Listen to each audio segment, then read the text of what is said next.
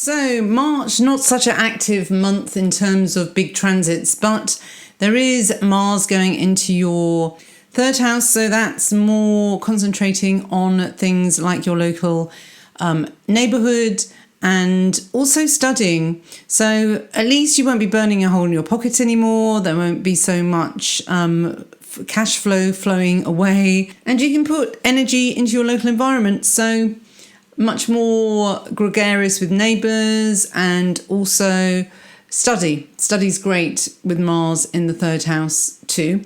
And what's really good is that it will trine Saturn later on in the month. But first, before that, so yes, on the 3rd of March, Mars into your third house.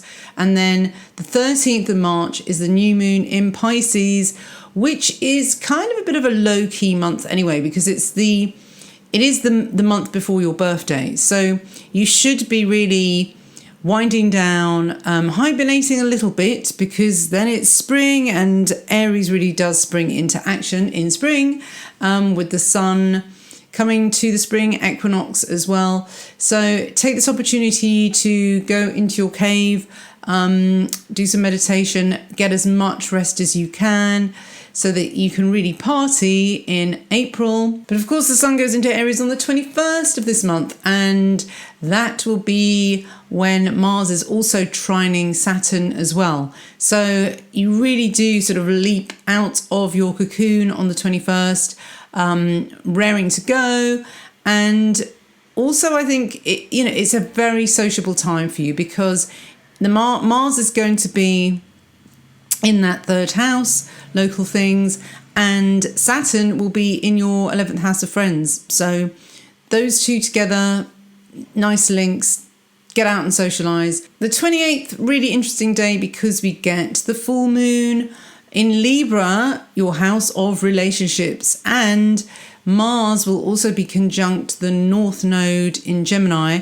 So that's in your local area again. So that sort of activates a kind of trine, really. Well, the full moon's at 8 degrees of Libra, and the Mars North Node is at 14 of Gemini. So it's a very wide trine, but still, it's nice. And Saturn's at 7. So yeah, there's a nice flow of energy between all your air houses, which are all relationship houses, really. And what's nice, really, is this Saturn being your friendship house. It is old friends again, making new ones in your neighbourhood, but bringing old friends in, or making new older friends, or making new, more, maturer, sensible friends as well, that can kind of, tame you a little bit, really, and have you, giving you more stamina and encouraging you to do things in the long haul, and also encourage you to have more patience as well. So it's all a very grounding influence from that.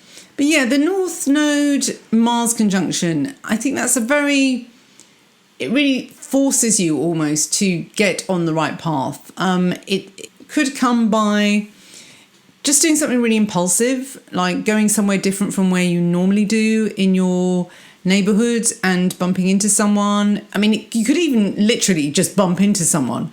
Even like an accident or something like that. Not a serious one, but just something like, I don't know, just dropping something and somebody picking it up for you, something little. But yeah, something that's very Marsy could be like, I don't know, some sort of sports gathering as well.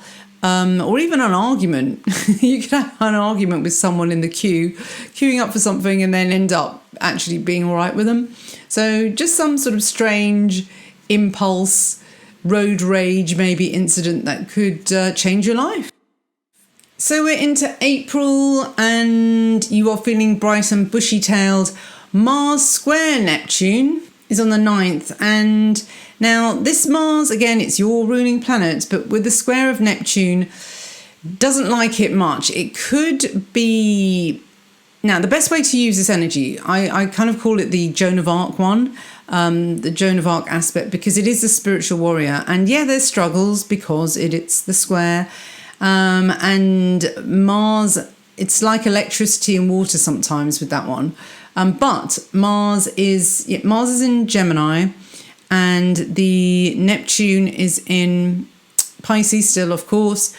For you, it really will be kind of spiritual warrior energy. And I think you can probably use it quite well. The only thing is where to use it. And with the local environment, again, Mars is still in the third house.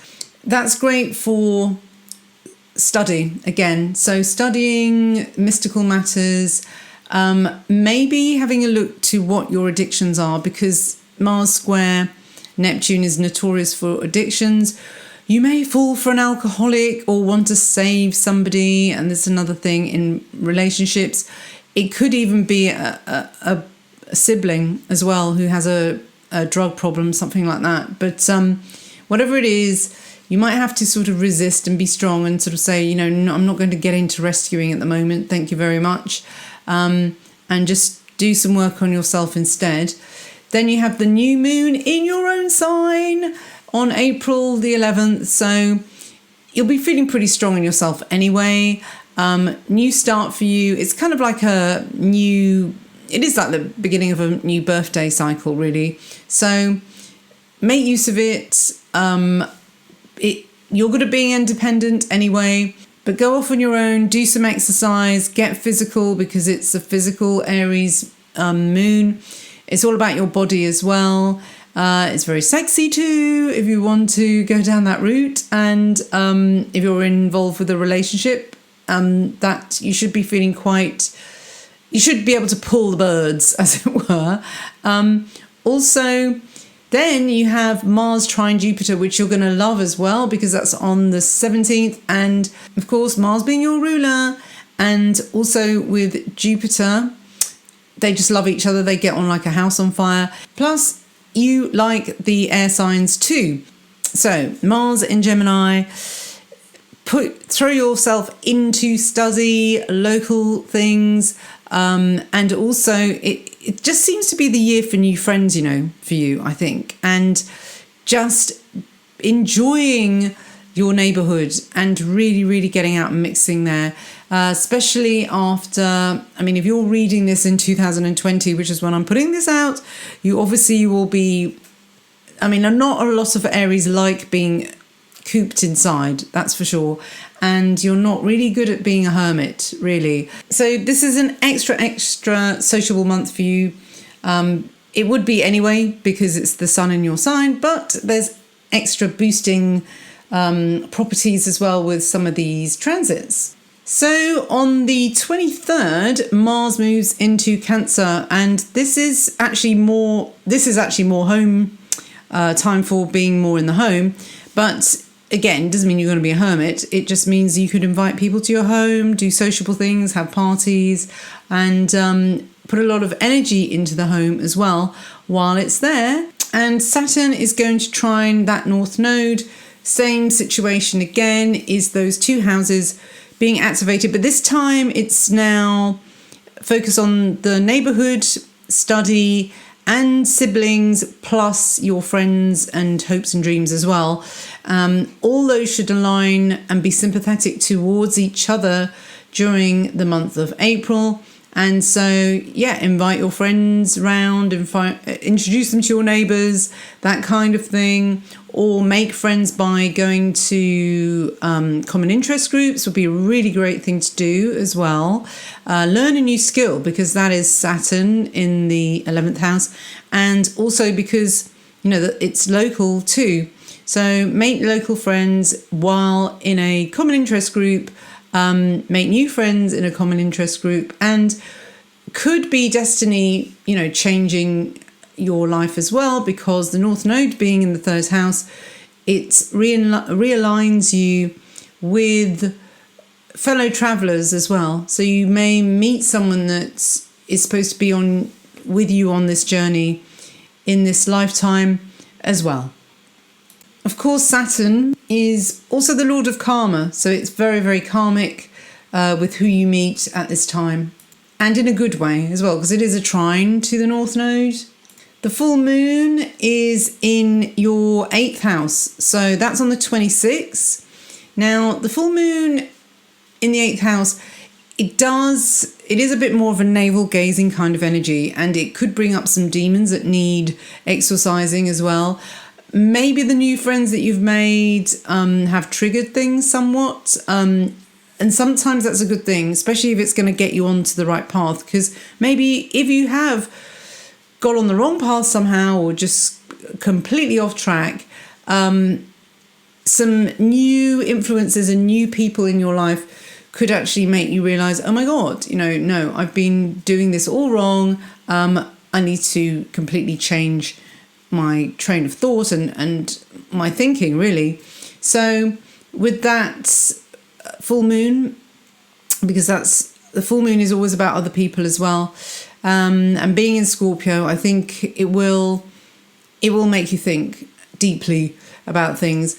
Then on the 30th, Ceres is square Pluto, and Ceres being in Aries. So this is the Persephone energy, especially square Pluto. So it is standing up to the bully, even if it's your own, just an annoying voice in your head that is constantly telling you you're worthless, everything you do is wrong.